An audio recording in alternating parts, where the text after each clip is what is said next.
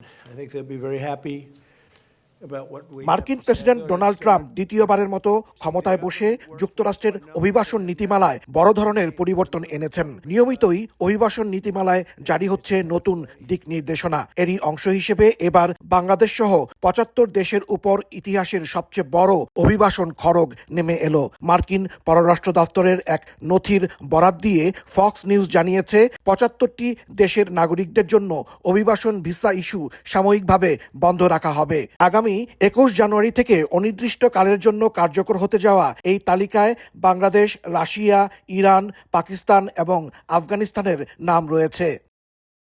মার্কিন পররাষ্ট্র দপ্তরের এক মুখপাত্র বার্তা সংস্থা রয়টার্সকে ভিসা প্রক্রিয়া স্থগিত করতে যাওয়ার বিষয়টি নিশ্চিত করেছেন। এই কড়াকড়ির মূল কারণ হিসেবে পাবলিক চার্জ আইনকে সামনে আনা হয়েছে। সংবাদ মাধ্যমগুলো বলছে, যারা যুক্তরাষ্ট্রে এসে সরকারি আর্থিক সুবিধার উপর নির্ভরশীল হতে পারেন তাদের প্রবেশ ঠেকাতেই এই সিদ্ধান্ত। আবেদনকারীর বয়স, স্বাস্থ্যগত অবস্থা, ইংরেজি ভাষা দক্ষতা এবং আর্থিক সক্ষমতা এখন আগের চেয়ে অনেক বেশি গভীরভাবে পর্যবেক্ষণ করা হবে।